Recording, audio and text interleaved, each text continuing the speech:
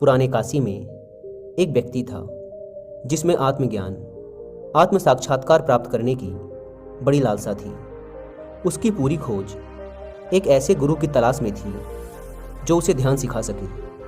वह बहुत भटका एक अच्छे गुरु की तलाश में। वह एक गुरु से दूसरे गुरु के पास, दूसरे गुरु से तीसरे गुरु के पास, तीसरे गुरु से चौथे गुरु के पास, ऐसे ही वह कई गुरुओं के पास गया ध्यान सीखने, खुद को जानने, लेकिन कुछ भी नहीं हो रहा था। उसके अंदर शांति नहीं थी। ऐसे करते करते सालों बीत गए। अब वह थक चुका था, हताश हो चुका था, क्योंकि उसकी तलाश ही पूरी ना हो रही थी। फिर किसी ने उसे कहा कि अगर तुम सच में गुरु को खोजना चाहते हो तो तुम्हें हिमालय जाना होगा। कहते हैं हिमालय की दुर्गम पहाड़ियों में एक योगी रहता है। कोई नहीं जानता कि वह कहाँ रहता है, क्योंकि वह आज तक किसी को मिला ही नहीं। जब भी किसी को उसके बारे में पता चलता है तो वह योगी उस स्थान से चला जाता है और हिमालय पर्वतमाला की और भी गहराइयों में जाकर रहने लगता है।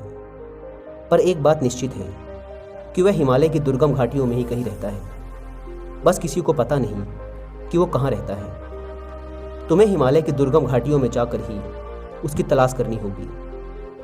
वह आदमी बूढ़ा हो रहा था, लेकिन फिर भी उसने हिम्मत जुटाई। उसने हिमालय की यात्रा के खर्च के लिए 2 साल तक मेहनत करके धन इकट्ठा किया। फिर उसने यात्रा शुरू की।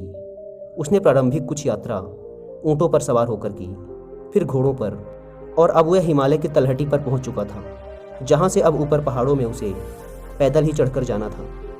वहां उसने हिमालय की निचली घाटियों में रहने वाले बहुत से स्थानीय लोगों से उस रहस्यमय योगी के बारे में पूछताछ की।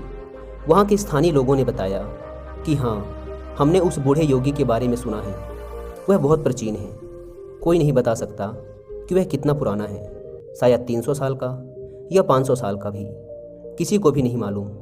वह इसी हिमालय पर्वत में कहीं तो रहता है, लेकिन जगह आपको नहीं बताई जा सकती, क्योंकि हम में से किसी को भी इस बात की जानकारी नहीं है कि आप उसे वास्तव में कहाँ पाएंगे। लेकिन समय समय पर इस बात के सबूत मिलते रहते हैं कि वह योगी रहता तो इसी हिमालय में ही है। अगर तुम बहुत खोजते हो तो तुम उसे ढूंढ ही लोगे। वह इंसान हिमालय की ऊंची और दुर्गम चोटियों में गया। उसने हिमालय की एक चोटी में ढूंढा, फिर दूसरी चोटी में, फिर तीसरी। ऐसे ही वह उस योगी को ढूंढता रहा। 2 साल बीत गए उसे हिमालय में घूमते हुए, लेकिन वह अब भी उस योगी की खोज में लगा हुआ था। वह ढूंढे ही जा रहा था। बस उसने खोजा और खोजा और खोजा। वह बहुत ही ज़्यादा थक चुका था। कई बार तो उसकी मरने जैसी हालत हो जाती थी। वह जंगली फल, पत्तों और घास के भरोसे जिंदा था। वह बहुत ही ज़्यादा पतला हो चुका था। उसकी हड्डियां दिखने लगी थी, लेकिन फिर भी वह खोज में लगा हुआ था। उसका इरादा पक्का था कि उसे उस रहस्यमय योगी को खोजना ही है, भले ही इस खोज में उसकी जान ही क्यों न चली जाए। यह उसे मंजूर था। लेकिन क्या आप सोच सकते हैं कि एक दिन उसके साथ क्या हुआ? एक दिन उसने एक छोटी सी झोपड़ी, एक घास की कुटिया देखी। वह इतना थक गया था कि वह चल भी नहीं पा रहा था।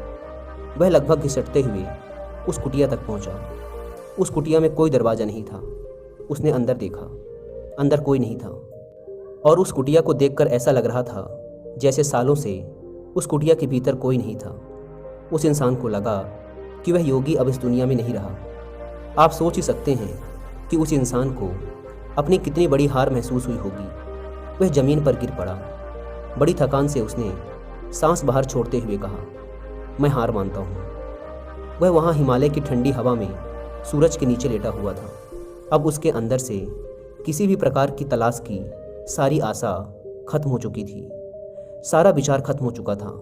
वह बस शांति से लेटा हुआ था, और ज़िंदगी में पहली बार उसे इतना आनंद महसूस होने लगा था। उसने कभी ऐसा आनंद ना चखा था। अचानक उसे हल्कापन महसूस होने लगा। अचानक सभी विचार गायब हो गए। अचानक उसे लगने लगा जैसे वो इस दुनिया में ही नहीं है। उसका शरीर और उसकी आत्मा 2 अलग अलग चीज़ें हैं। ये सब उसके साथ हो रहा था। क्यों? क्योंकि उसने कुछ भी नहीं किया था। वह बस खुद के भीतर देख रहा था। फिर अचानक उसे महसूस हुआ कि कोई उसके ऊपर झुका हुआ है। उसने आंखें खोली। सामने एक बहुत ही तेजस्वी आंखों वाला एक बहुत प्राचीन व्यक्ति खड़ा हुआ था, जिसे देखकर लग रहा था कि यह सैकड़ों सालों से इन्हीं पहाड़ों में रह रहा है। उस बूढ़े प्राचीन आदमी ने मुस्कुराते हुए कहा, तो आखिर तुम मुझ तक पहुंच ही गए। वह व्यक्ति मुस्कुराया। उस प्राचीन आदमी ने फिर कहा, क्या तुम्हें मुझसे कुछ पूछना है? उस आदमी ने कहा, नहीं। यह सुन वह बूढ़ा आदमी बड़े जोरों से हंसा। यह एक अद्भुत, एक जादुई हंसी थी। उसकी हंसी पूरी घाटी में गूंजने लगी। ऐसा लग रहा था जैसे उस योगी के साथ पूरी की पूरी हिमालय की वह पहाड़ी भी हंस पड़ी हो। उसके हंसी की खिलखिलाहट